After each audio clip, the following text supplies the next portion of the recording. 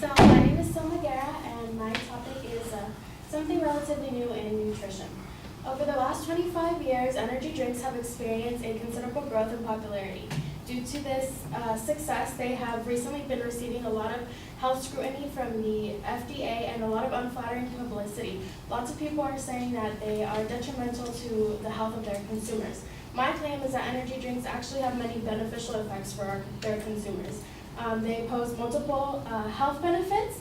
The statements made against energy drink consumptions are incorrect. And energy drinks are bringing light to the forefront of responsible labeling in our foods and beverages, which is actually beneficial to everyone, not just their consumers. So first of all, energy drinks are effective in their task and beneficial to their consumers. The reason being is that the sole purpose that these manufacturers of the products have is to help the consumer in increasing their energy, endurance, burning fat, and improving athletic performance. That is because they include a mixture of caffeine and different vitamins, one of them being vitamin B12. So you're not going to get your full serving of B12 vitamin in one can of energy drinks, but it is going to be a booster to help you reach that level that you should be reaching every day, and that has been found in many studies to correlate with preventing heart disease. So in fact, it prevents heart disease instead of the popular belief that it actually causes heart disease. It's also intended for those who wish to be active, including athletes, professionals, and of course college students. So speaking from personal experience, I don't know if you guys have ever procrastinated, and sometimes you need that boost of energy and caffeine right before you have to write your big term paper or you have a big presentation coming up. So I can personally testify that the effects of energy drinks have been positive, and also many other studies have found that they in fact do provide energy. They are an appetite suppressant. They are used effectively to treat migraines and headaches, and they combat short-term drowsiness and fatigue. A study in the UC Davis publication has been scientifically linked, has found that guarana, which is what's used in most energy drinks for caffeine, has been scientifically linked to the increase in energy. Multiple other publications suggest the same. Taurine, which is a common ingredient in energy drinks, can also be found within the human body. So a lot of the criticism comes from the fact that the FDA has not reviewed a lot of the ingredients inside energy drinks, but this does not mean that the products used in energy drinks haven't been highly researched by reputable researchers. So the counter-arguments made against the consumption of energy drinks are actually very faulty and untrue. So I don't know if you guys have ever opened a can of energy drink around someone, maybe mom or dad or your friend, and they go, that has caffeine in it. Well, the thing is, caffeine is a safe ingredient. In fact, author C.D. Shelton of the book Caffeine Habits and Effects says that 90% of North Americans consume caffeine on a daily basis.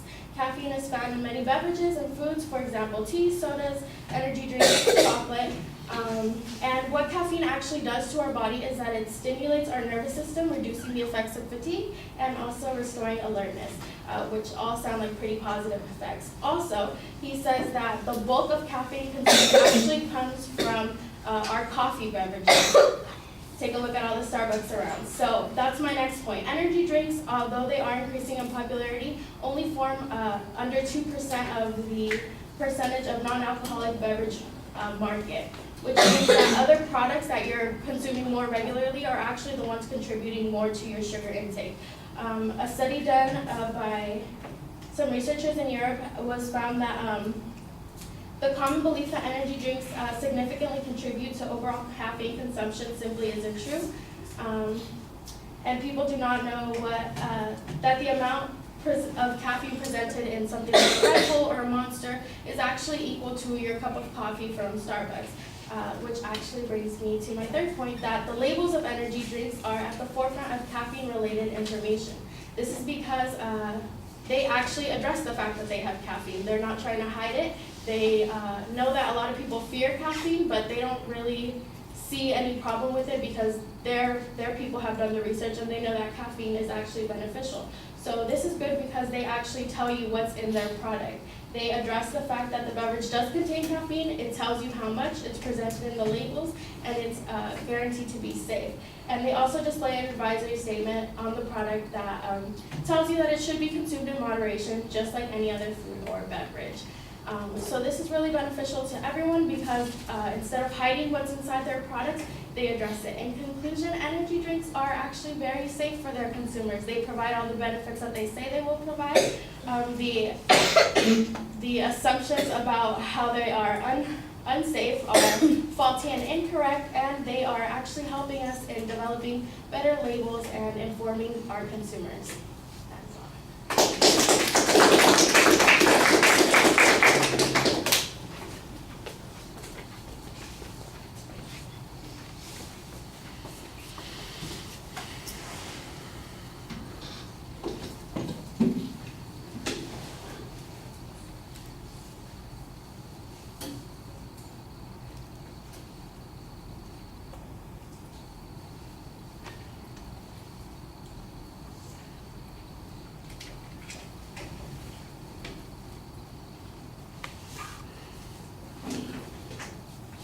All the structural things are very sound. You've got a clear statement of the proposition. There's a good preview. You give us some nice information about the controversy at the background.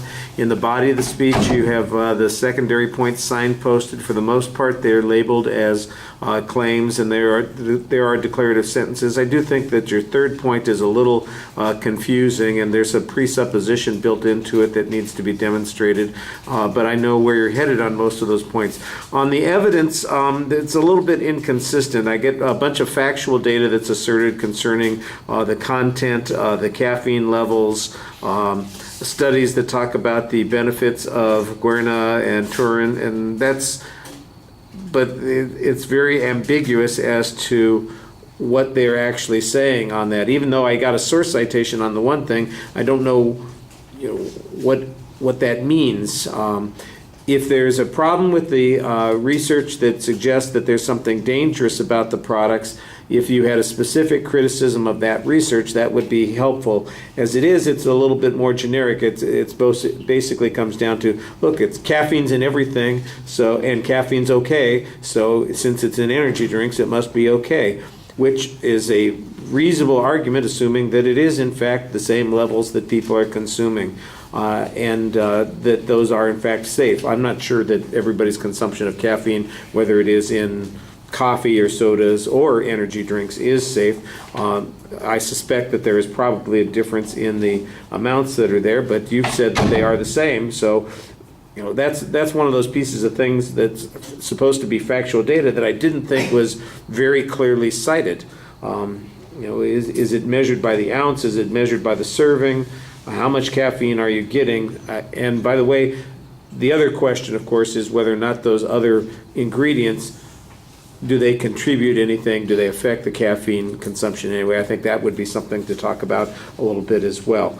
So structurally, everything's good. I think you did a pretty good job providing some information. I think the information needed to be a little bit more extensive. I like the exit line at the end, too. All right. Thank you.